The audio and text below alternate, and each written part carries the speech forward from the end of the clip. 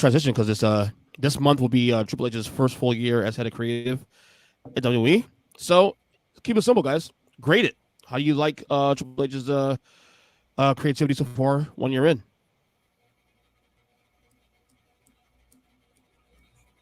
Anyone want to lead it off? Say it again. I mean, anyone want to jump in? You can go ahead and do it. Bueller, Fry. Joe, you want to go first this one? I mean, I'll start if nobody else wants to. First. I was going to say Joe might want to go first because it looks like he's about to take a fucking nap. But all right, Jim, that's why I said Joe. That's why I said go ahead. No, Joe, go ahead before you go. No, he sent a highly worded text message to somebody. His fingers are moving 1,000 miles a minute. Jim, you might want to start. All right, I'll start. I mean, I think anything lower than like a high B or a mid B, I think is disingenuous. For me, I think you're talking B plus, A minus. I think, like, here's the deal. I think Triple H being head of creative was eventually going to happen at some point. We didn't know that it was going to happen on some fucking random Friday in July of 2022 because the world fucking exploded. And you have to take the pieces of what is WWE Creative under Vince and put together SummerSlam and keep the bloodline going, but try and capture some of this magic that was the black and gold of NXT and make sure that women's wrestling seems more important than it's been under Vince. And, you know, like, I mean, tag team wrestling had its moment there at WrestleMania. It's not been perfect. And that's where I'm not saying an A plus, but I think Triple H taking over in with everything that was going on and with all of the buzz about, oh, Vince is still there and he's talking over his shoulder and he's calling in and he's making changes and he's tearing up the script every day and blah, blah, blah, blah, blah. There's so much noise around this. And then you have the company being part of this $1 billion merger with the UFC and Endeavor Group and all of this. And when all of this noise is going on, you week in and week out, you're putting, for the most part, quality programming week after week. And you've had tremendous matches. Again, your premium live event content has been as good as it's been for years. Yeah, we can obviously elaborate more as you guys give your grades and kind of quick thoughts. But to me, it's B plus, it's A minus territory. Not perfect, but I mean, nobody ever is, except for Tony Khan in the eyes of Dave Meltzer. So, I thought you were going to say in the eyes of his cocaine dealer. Well, that's just money in the bank. It goes hand in hand. Joe, want to go now? Yeah, sure. Yeah, I'm not gonna call it an A or an A plus because not everything's been perfect. There's definitely been a couple of people who you thought you'd have seen a little bit more from that have kind of floundered. There's definitely been some returns that kind of went nowhere. You know, there's a decent amount of stuff that, like anything, look, if you're gonna go up at bat 10 times, you know, you're not gonna hit it out of the park all 10 times. So was that you're in the right area. Okay, cool. So yeah, so I personally, to me, I'm looking at the things that have really, like, the biggest differences in Triple H's reign versus when Vince was around, and like the quality there, like the match quality has gotten better. The in-ring product has gotten a lot better. You know, it's one of the things that a lot of people took AEW over WWE for a while was the in-ring quality. And now you don't have that as much anymore because there is an emphasis on in-ring work on WWE programming now. And that's a Triple H thing, I think. You've had, obviously the Bloodline storyline, everyone talks about how it's basically the greatest thing that's ever happened in the history of pro wrestling. And the hard thing is, it's like it's getting to the point where everyone says that so much that you want to be like, all right, isn't that a bit much? But it's not a bit much. It actually really is like just the best thing ever. So you're here with it, but it's not the only thing either. Like it's not like how Eric Bischoff just had the NWO and that was it. Like there's been other good stuff here. The Judgment Day has been fantastic for the last year and a half. That has been an angle that started kind of out of nowhere and has gotten to the point where one of them is the Money in the Bank holder. One of them just fought for the world title. One of them is the women's world champion, and one of them is somehow Dominic Mysterio. Like that, they've built that really well. One of these things just doesn't belong here. Right. And he's somehow the most over person in the group out of all of them. Well, second. Well, yeah, okay, fair. He's part of the most over act. Debatable. I would still take Rhea over him on most. Right. Debatable though. Depends on the town. The fact we can say this now a year later, it's kind of sick though. And that's the thing, like, because to you, Mike, and I'm not even necessarily disagreeing with it. You say Rhea. I guarantee there are people that would say Dominic Mysterio is the hottest act in the Judgment Day, and I don't necessarily disagree with them either. As long as they don't try to the other two. It's probably the biggest heel in the company not named Roman Reigns. I'll tell you that right now. So I gotta say, I feel like maybe putting this in the B to B plus territory feels fair. Mm-hmm. Overall, like I said, I think that you've had a lot more hits than you've had misses, but you've had misses. You brought Hit Row back just so Top Dollar could be a joke. Flop Dollar? Yeah, exactly. Austin Theory, as much as I love the guy. That was for Top. That was for. It worked for both. Well, I'll be honest. That's. Like, and that's the thing, like Austin Theory, I love the guy, not really doing that much. Like there's been a few people that they've kind of hurt? Wyatt. The return of Bray Wyatt as a whole. Mm-hmm. Kind of a miss. Is Theory hurt? I don't know. That's champions. That's a no pun intended theory that I've had about it. Yeah, I don't know. We haven't even really seen him since the WrestleMania, right?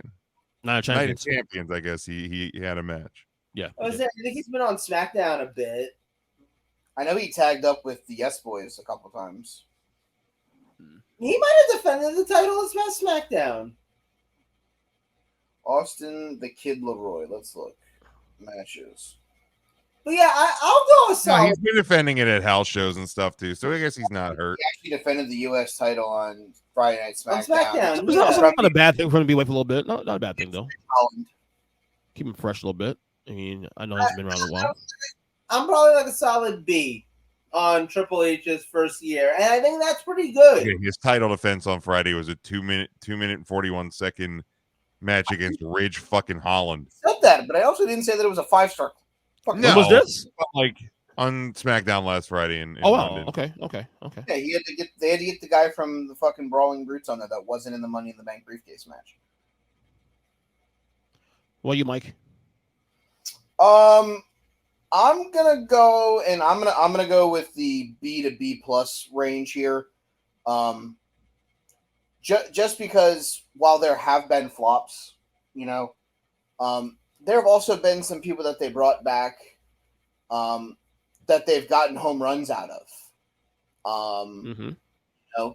Finally got the healthy return of Tommaso Ciampa. There were also some pretty bad blows that they've taken with some of these guys. Ciampa getting hurt, Bray having another situation that he needed to take a step away from the business in general. Both of those situations being what they were.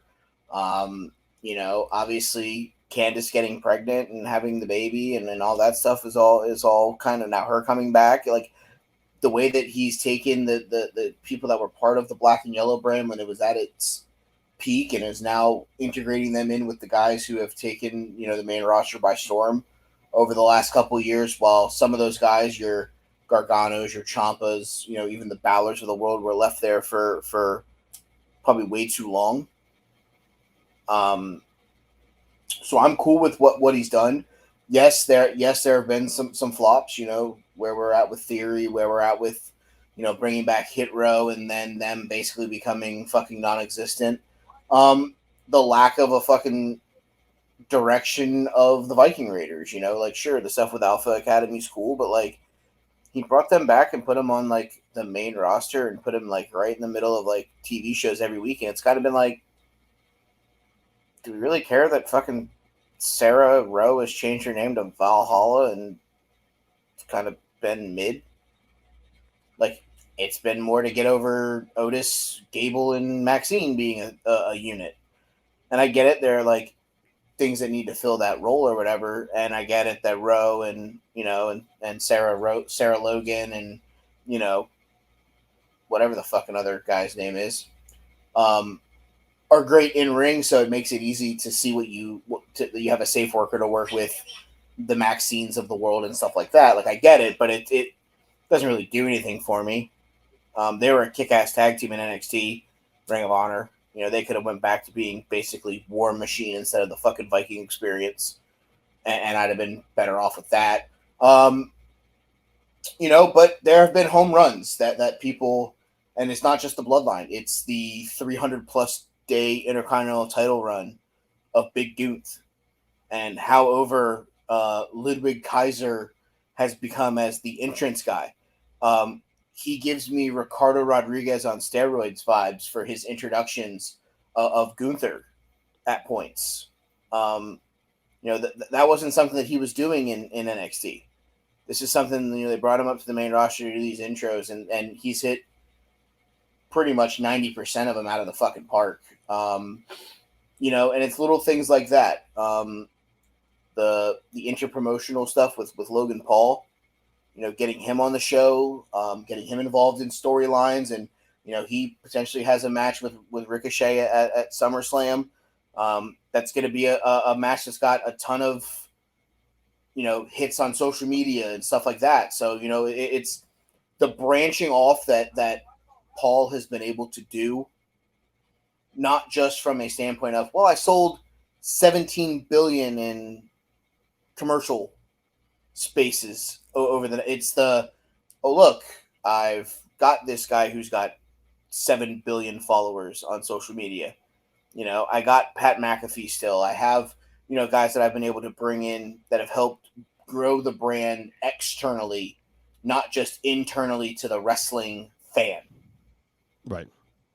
Those are the things that you may not look at on a first whim, and his booking decisions. There have been many decisions over the last calendar year that I've looked at it and I've gone, well, fuck him for that one. That one doesn't make sense. Even the decision to let Roman retain the title at 39, even in the moment, upset that Cody didn't walk out as the champion. It did its job, because now the story, whenever that story does finish, becomes even bigger. I'm glad you said that. While I may not agree with it, it makes sense. And at points, that's a good thing, because towards the end of the Vince McMahon reign, there were things that Vince was doing that at points I thought, he's literally looking into a mirror saying, I'm the vice president or I'm the executive chairman. Fuck what these people have to think. I'm going to do it no matter how bad it is. And I think Paul has taken that step back and he's like, does this make sense? And if the answer is no, I think he's moved away from it. I think that there was a real thought process that coming out of Royal Rumble that Cody Rhodes was going to win the World Heavy Galactic Championship. And Paul looked at himself in the mirror and said, is this going to get the reaction that I want it to? Has Cody faced anything, or is this just an unnecessary end to the greatest storyline on paper that's ever been written. Maybe we got another year to get out of this. Maybe we can get Cody over. Maybe we can get the Usos over more. Maybe we can get people to buy into Toyota Sequoia. And then, hey, by the way, fucking Roman gets to beat fucking Hulk Hogan's fucking shit. And next thing you know, we have another fucking thing that we can hold our hat on. So I'm B plus. Just because I think if anybody wants to give him an A, I mean, you can make an argument. But for every reason you can give him an A, I think you can give him a potential, a ding, a nick that would still bring him back down to that low A, B plus range at best. Because if he was at an A plus, everything would have had to have been perfect. And I don't think that grade is obtainable in the world of professional wrestling, because not everybody's going to go out and have 5-star matches. And that's okay, because people aren't meant to have 5-star matches every night they go out there. Guys wrestle hurt. Guys wrestle fucking dinged up. You know, guys are wrestling guys that don't fit the same style that they want to wrestle, things like that. All those things play a role in it. So to say that, I don't think that there has ever been anybody 1 year, 5 years, 50 years in the professional wrestling business that you look at them year by year and you go, that guy's year was an A plus no matter what. Just because I don't think that that's obtainable. So to come out of this with a high B plus, I don't think that there would be anybody upset with that decision. That's where I'm at too. B plus, A minus ish. You know, I'm glad you mentioned Roman, because I never mentioned this ever on the podcast in last year, because while I was excited about him taking over in July last year, my one big fear was how was he going to continue the storyline, the bloodline? Because look, Vince gets credit for starting it, but to me, the bigger challenge of the story is the continuation. At some point, okay, how do you keep it fresh? 2 years in, 2.5 years in, 3 years in, how do you keep it fresh? And he's done a fantastic job of keeping this thing on keeping the ship afloat. I mean, to where like we're like, where are we going now? It's great. Well, the one ace up his sleeve in the bloodline is he always had a guy in the bloodline when he took it over that he knew that he would get an A plus performance from no matter what role you put him in, and that was Sammy. Sammy was his ace in the hole. He trusted him in the black and gold brand. He always knew that he was going to get great matches from Sammy. He always knew that he was going to get A plus performances on the microphone from Sammy. I feel like, and this is nothing against anybody in the bloodline. This isn't anything against the Usos or Toyota or even Heyman. I just felt like he knew he had a security blanket in Sammy, that if he needed to do what he ended up doing with having Sammy turn and giving it more life, that he knew that he had someone that he could trust to get from point A to point B. He didn't have to force anybody in there. He could do it organically. You know, they already had Sammy being the yes man, and it naturally progressed to that point. And he looked at it and said, I trust him enough to get me from Royal Rumble to Mania.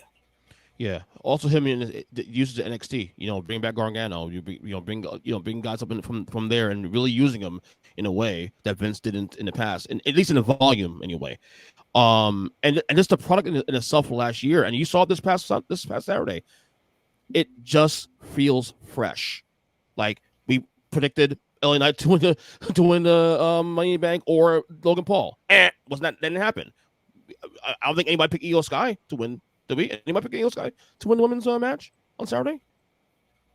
I don't think so. But I mean, like I said, the whole year it feels. He may have mentioned her because he said it to be different. Right. Yeah, I said if it wasn't, I'm like, my pick was Trish, but I said I wouldn't have been. Right. Io was my second pick because I could have seen her taking that step away from Bayley. So my point is, like, the booking as a whole for last year for me, the reason why I've been excited about Hunter's WWE is the fact that it just feels fresh. Like, where are we going? There's always a surprise element coming through it. So yeah, I mean, obviously the cons. Go ahead. What are you gonna say? I want, like, let's be fair and address certain things, because like, well, one thing you said about the bloodline thing is like he kept it afloat. He didn't just keep it afloat. Oh, he's advanced the story. Yes. So Yes. like that in and of itself is impressive, because if you were just keeping it afloat, it wouldn't be to the level that it's been. If Of he course. was keeping, if he was keeping it afloat, he'd have lost the world title to Cody at Mania. Yeah. Right. No, because And let's to me also it's be harder fair than too, what. that in a Vince WWE, it was very like, yes, there was writers and writing teams and blah blah blah, but at the end of the day, I think it was very much Vince ruled with an iron fist. Right. Yep. I obviously I'm not backstage. This is all speculation. I don't believe it's the same dynamic with Triple H running the show. Yes, he is still the final say, but I think there's a lot more open discussion. I think he has trust in his team more than Vince McMahon did. And I think that's where you are seeing some of the creativity. I think that's where you're seeing some situations where I'm fairly certain that guys are kind of given a looser mic than they were when Vince was running the show. Like these moments of, we're seeing it now with Seth Rollins when he comes to the ring and he just lets the crowd in that moment breathe and sing the song, and he stands there. Like I think it would have been a little bit tighter and that moment wouldn't have breathed as much with Vince running. So I think there's just a looser feel. There's more of a team to the booking style than it was with Vince, A little less choreographed, I guess, so to say. so to speak. Yeah. The only major issue I've had with Trips the last year really is the Bray Wyatt thing. That's about it, really. I mean, it's been other things, but other things are no knick-knack stuff. But the Bray Wyatt thing is the only thing I really. Here's the thing with the Bray Wyatt thing.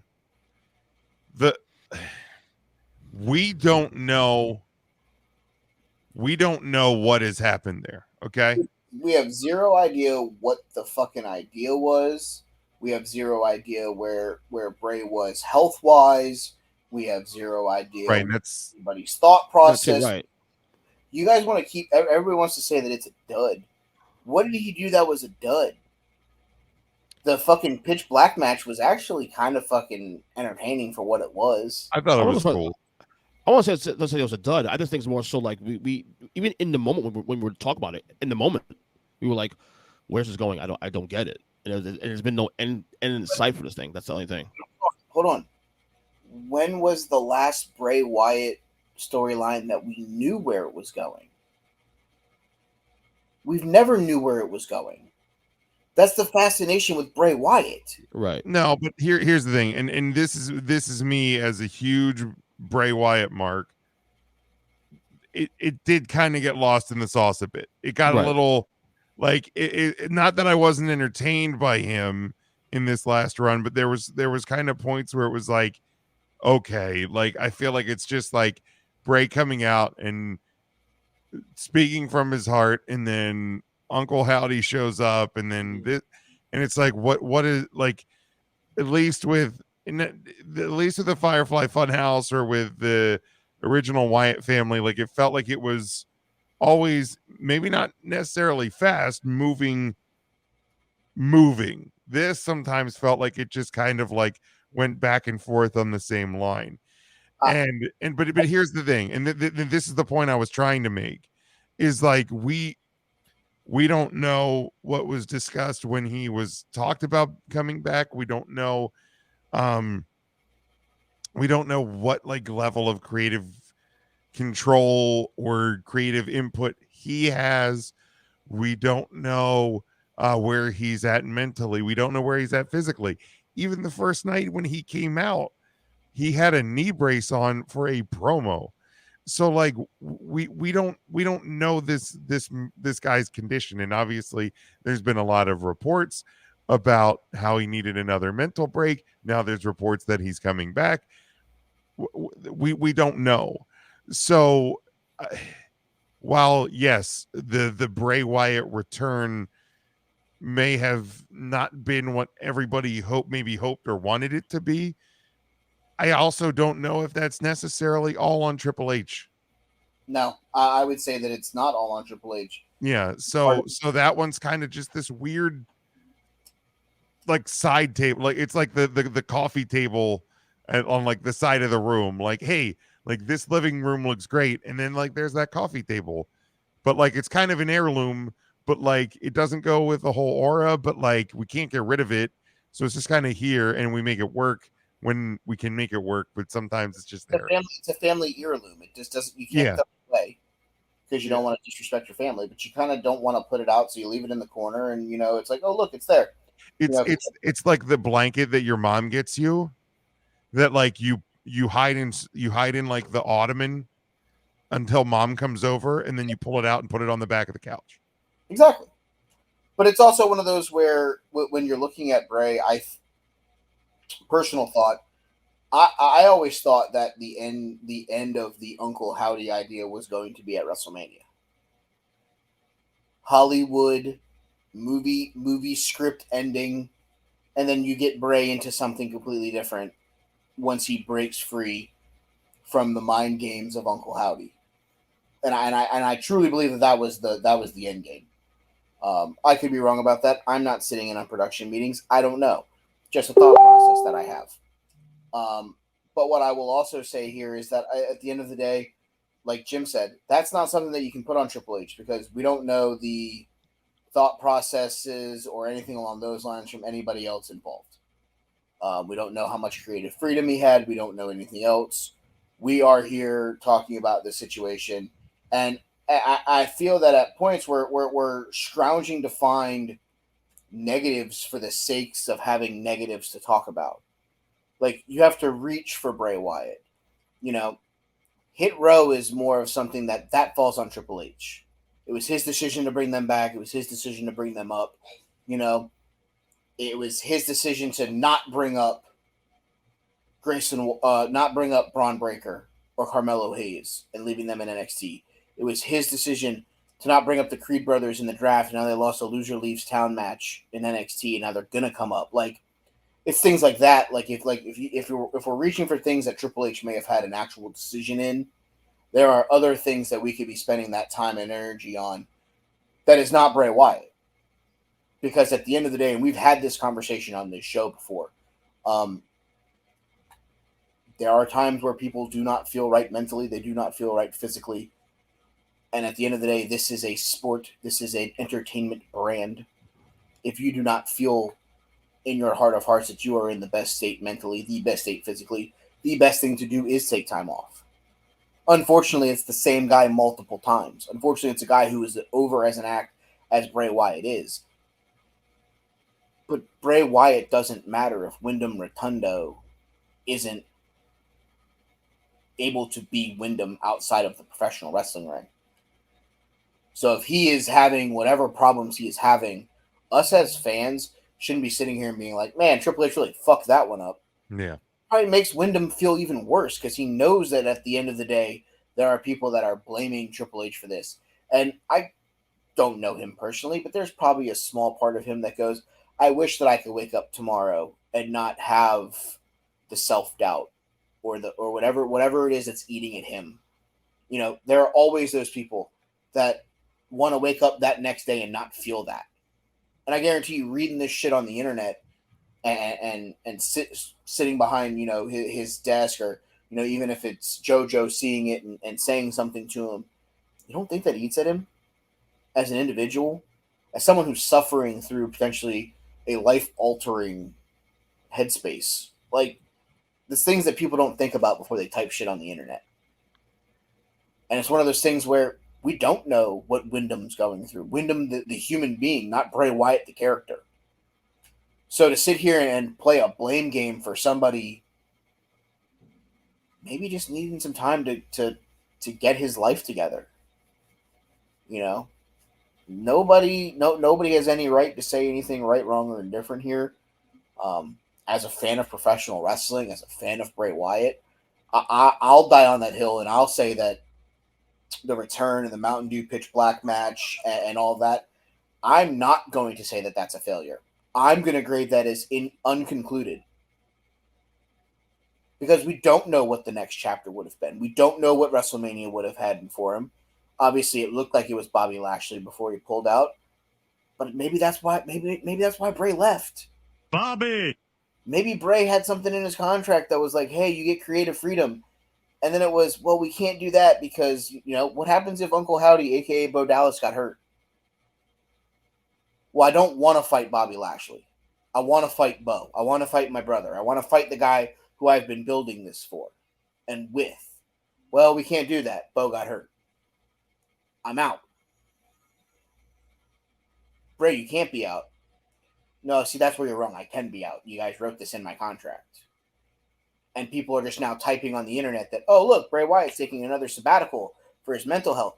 Because that's what people have read the first time, and they just associate things the second and third time. It's lazy journalism. It's people not knowing what the fuck's going on and not doing the due diligence to actually ask those questions. So I won't give Bray Wyatt negativity to Triple H. I will grade it as incomplete based off of not knowing what was next. Right. That's where I stand with that. I mean, like I said, there are enough negatives. Austin Theory's U.S. title run, negative as fuck. He should have dropped the title at WrestleMania. I get it. The Cena win makes him look better, but has it really? Because he ain't done shit. What have they done with it? Well, maybe not a championship. Maybe not a championship have dropped it. I was okay with it a little bit going over Cena, but I know. I would have rather if Cena walked out with the title, and then you build whoever beats Cena 4 nights later at SmackDown. Mm-hmm. You got a shot to build a whole new star. Hell, have LA Knight come out, and that's LA Knight's to the moon. Yeah. There were guys that you could have built with that moment beating John Cena. Because obviously it wasn't Austin Theory. Because you ain't done shit with him since. fair point. All right. That's enough. I think that's deep enough on the grading scale. I could be wrong. Okay.